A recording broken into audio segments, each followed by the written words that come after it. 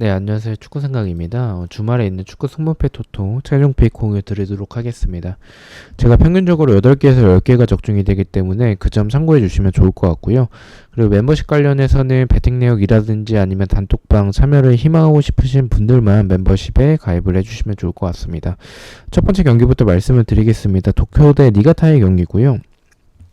도쿄는 8위, 니가타는 14위에 위치하고 있습니다. 두 팀 맞대결에서의 특이사항은 도쿄가 니가타 상대로 조금 더 좋았었던 부분들을 보여주고 있고, 흐름은 비슷하긴 합니다. 니가타가 조금 더 앞서 보이는 거는 이제 니가타가 수비적으로 불안하긴 하지만 공격에서의 모습들이 도쿄보다는 조금 더 좋은 모습들을 보여주고 있다라고 생각을 합니다. 근데 그런 부분은 일단은 원정보다는 홈에서의 부분들이 조금 더 많다라고 생각을 하고 있는데, 최근에 니가타가 조금 주춤하고 있는 것은 사실인 것 같아요. 근데 그거는 도쿄도 마찬가지라고 생각을 하고 있고, 일단 도쿄 같은 경우에는 조금 이 상대가 조금 강팀이나 이럴 때 역습을 활용한 그런 부분에서 더 좋은 모습들을 보여준다라고 생각을 하는데, 니가타가 수비적으로 불안하긴 해서 도쿄도 득점이 가능할 것 같다라고 생각을 하고 있고, 개인적으로는 좀 승패 방향의 경기지 않을까라고 생각을 하고는 있습니다. 하지만 말씀드렸다시피 두 팀 다 크게 차이가 나지 않고, 그리고 공격적으로 니가타가 더 좋지만 수비적으로 더 불안하고 원정이라는 점까지 생각을 했을 때 개인적으로는 좀 승부패가 다 느껴진다라고 생각을 하고 있고, 좀 이변의 느낌이 드는 것은 지울 수가 없을 것 같아요. 도쿄가 60%가 넘는 투표를 받을 만큼 니가타 상대로 좋은 경기력을 보여주고 있다라고 보긴 좀 어렵기 때문에 저는 승부패로 지워보도록 하겠습니다. 자, 2번 경기입니다. 울산 대 서울의 경기고요. 울산은 3위, 서울은 6위에 위치하고 있습니다. 두 팀 맞대결에서는 울산이 압도적으로 좀 서울 상대로 강했었던 모습들을 보여주고 있고, 흐름은 비슷합니다. 지금 울산도 최근 3경기 동안 승리가 없을 정도로 좀 많이 흐름이 다운이 되어 있는 상태인 것 같고, 반면에 서울 같은 경우에는 시즌 초반에 스타트가 좋진 않았었지만 최근에 5경기 동안 4승 1패를 하면서 굉장히 좋은 흐름을 보여주고 있는 상황의 서울이라고 볼 수가 있을 것 같습니다. 일단 울산은 홍명보 감독이 어쨌든 국가대표 감독으로 됐죠. 그러면서 지난 경기도 이제 광주에게 지면서 좀 승리라는 이제 분위기 반전에 성공을 못하고 이제 감독 대행으로 이어나가고 있을 이제 울산인데, 좀 그런 부분에서는 확실히 서령우가 나간 부분, 그리고 마틴 아담도 이제 나가면서 주민규로 이제 주민규만 이제 계속 나오고 있는 상황인데, 지금 일정이 굉장히 K리그가 빠듯해요. 그런 상황에서 체력적인 부담이 분명히 있을 것 같은데, 그거는 저는 서울도 마찬가지라고 생각을 하는 게, 링가드도 어느 정도 좀 나이가 있기 때문에 분명히 지금 계속 많은 경기를 출전하고 있는 상황에서 체력적으로 지칠 타이밍이라고 생각을 하고 있습니다. 그리고 울산이 지금 홍명보 감독이 나가면서 분위기가 좋지 않은 것은 분명히 맞는데, 서울 상대로 워낙에 좀 압도적인 모습들을 보여줬기도 하고 중원 싸움에서 서울이 좀 많이 밀릴 것 같다라고 생각을 해서 이 경기는 울산의 분위기가 좋진 않지만 단통 승을 가져가 보도록 하겠습니다. 3번 경기입니다. 대전 대 강원의 경기고요. 대전은 12위, 강원은 4위에 위치하고 있습니다.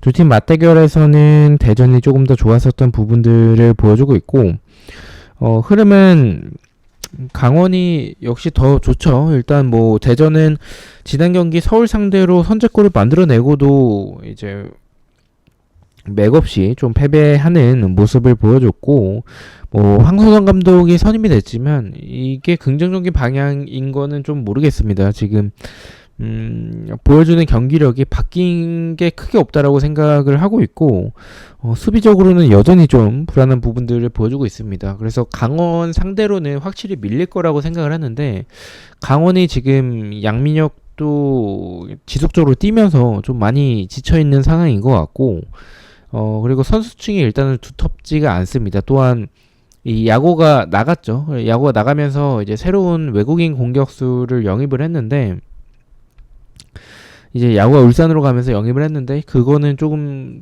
이 영입된 선수에 대해서는 좀 지켜봐야 될 필요성이 분명히 있다라고 생각을 하고 있어서 지금 최근 모습들을 봤었을 때 대전보다는 확실히 강원이 더 좋겠지만 저는 무승부까지는 좀 가져가는 게 지금 강원이 좀 불안하다라는 생각을 지울 수가 없을 것 같습니다. 저는 대전에 무패 투픽을 가져가 보도록 하겠습니다. 4번은 이제 제주 대 포항인데요. 제주는 8위, 포항은 1위에 위치하고 있습니다. 두 팀 맞대결에서의 특이사항은 없고요.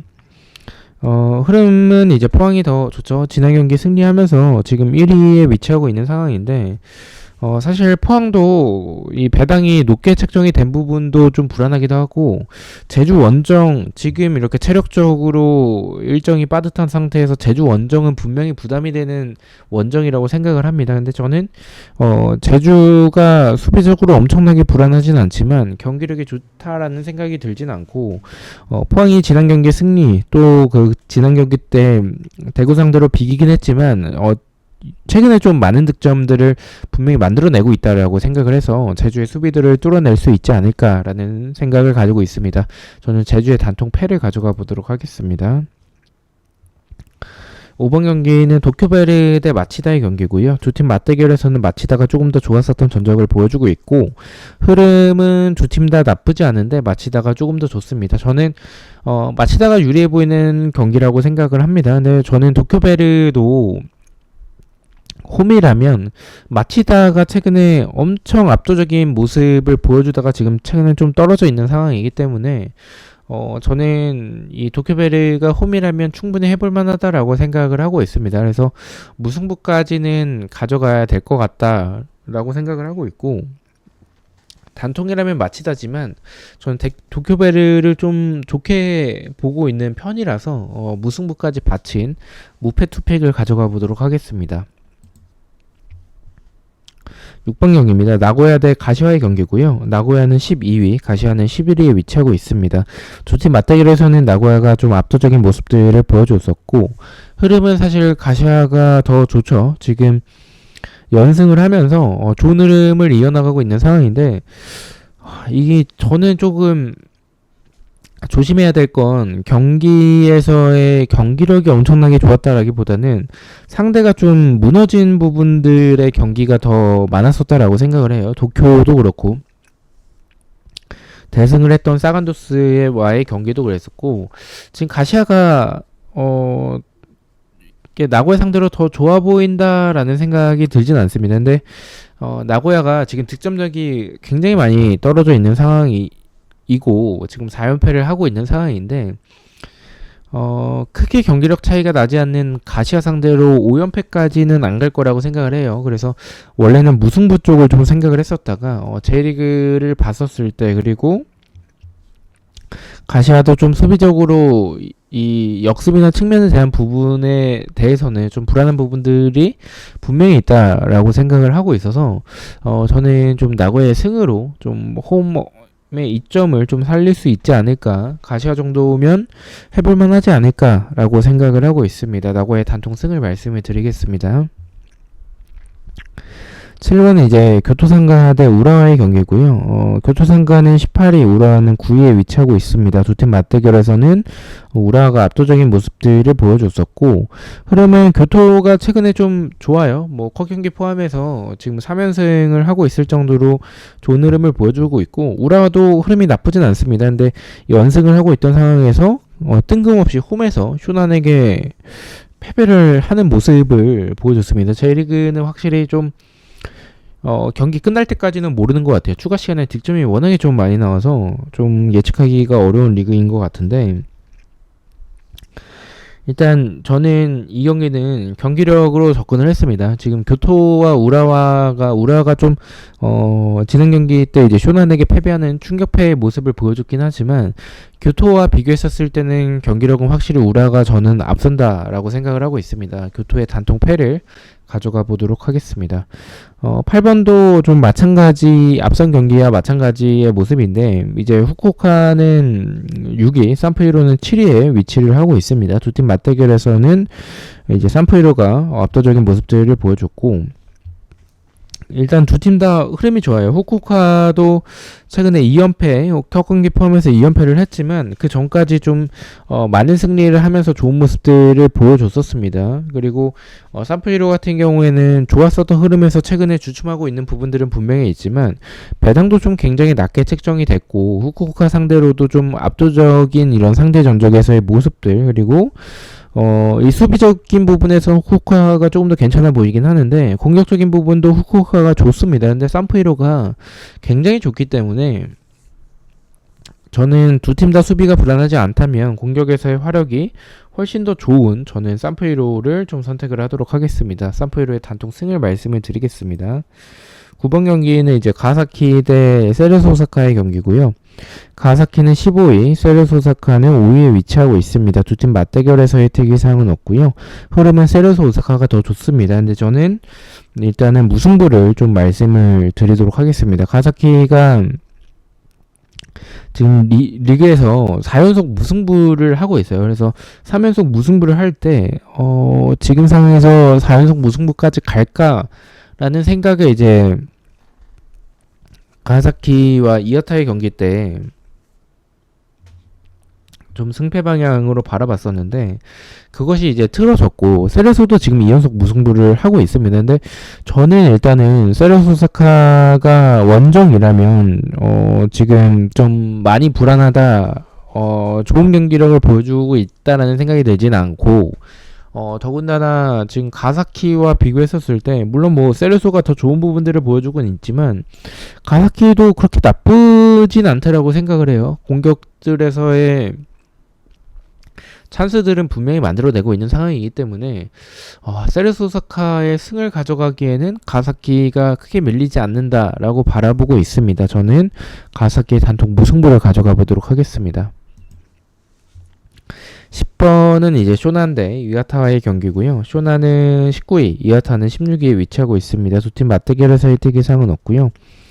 흐름은 지금 쇼난이 컷 경기 포함하면 조금 더 좋은 흐름을 보여주고 있는 상황인데 쇼난이 최근에 승리가 없다가 뜬금없이 우라와 원정을 가서 승리를 한 상황이고 이와타는 좀 원정에서의 모습들이 분명히 아쉬운 팀은 맞다라고 생각을 해요. 근데 저는 이 경기는 좀 쇼난에 주목을 했습니다. 쇼난이 좀 이길 가능성이 없어 보일 때 그럴 때 J리그 특성인지 모르겠지만 완전한 역배가 나올 때가 좀 있고 지금처럼 이하타 정도면은 쇼난이 해볼만 하거든요. 근데 그런데도 불구하고 무승부 쪽에 투표율이 좀 많이 몰린 점과 쇼난이 해볼만한 보이는 그런 경기에서는 여지없이 좀 패배하는 그런 이변을 보여줄 때가 좀 많았었기 때문에 저는 그러한 점을 생각을 했고 경기력 역시 이와타 쪽이 더 좋다라고 생각을 했습니다. 쇼난의 단통 패를 이변으로 좀 가져가 보도록 하겠습니다.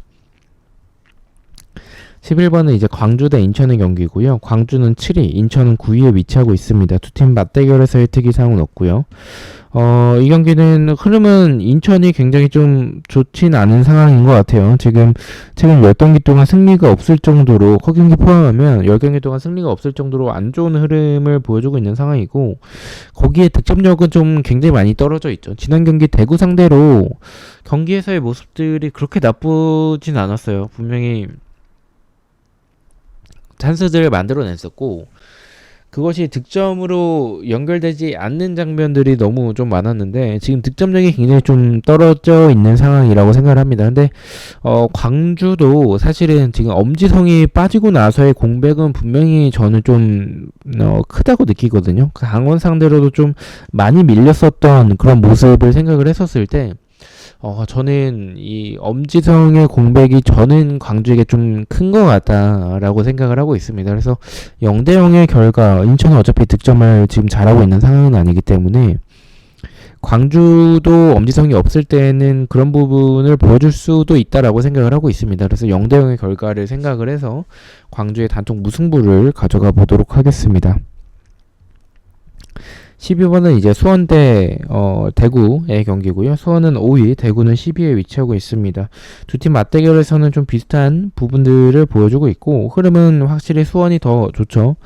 수원이 엄청나게 많은 득점을 하고 있는 상황이라고 보긴 좀 어렵지만 그래도 이승우가 복귀할 가능성도 분명히 있는 상황이고 이승우가 없더라도 지금 박철호를 윙으로 보내면서 좀 굉장히 좀 좋은 공격에서의 모습들을 보여주고 있다라고 생각을 합니다. 그리고 윤빛가람도 첫 골을 만들어냈기 때문에 이 부분은 수원에게 있어서는 좀 고무적인 부분이라고 생각을 하고 있고요.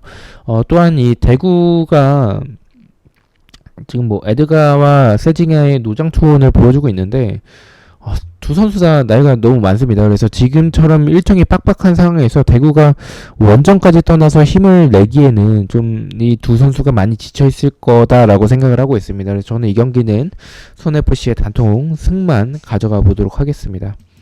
13번은 이제 김천 대 전북의 경기인데 지금 두 팀의 순위 차이도 좀 많이 나는 상황인데 일단은 전북이 김천 상대로 맞대결 전적은 좀 좋았었고 지난 경기 제주 상대로 승리하면서 분위기 반전은 성공을 했다라고 생각을 합니다. 근데 뭐 전북은 잡음이 많죠. 뭐 김진수의 음주 문제도 있고 그리고 뭐 이 주축자원들이 대패하고 나서 서울 KTX 타고 이제 클럽을 갔습니다. 그러면서 좀 이제 그 선수들이 삭발투혼을 보여주면서 지금 뭐 팬들에게 사과하고 이런 상황인데 분위기는 분명히 굉장히 안 좋은 건 맞다라고 생각을 해요. 근데 김천과 지난 수원FC와의 경기를 보면서 수비에서 김천이 좀 불안했던 부분들도 분명히 많았었고 그리고 이동경의 킥력은 굉장히 좋지만 이동경이 터지지 않았을 때 김천의 공격이 그렇게 날카롭진 않다라고 분명히 생각을 하고 있습니다. 그래서 전북도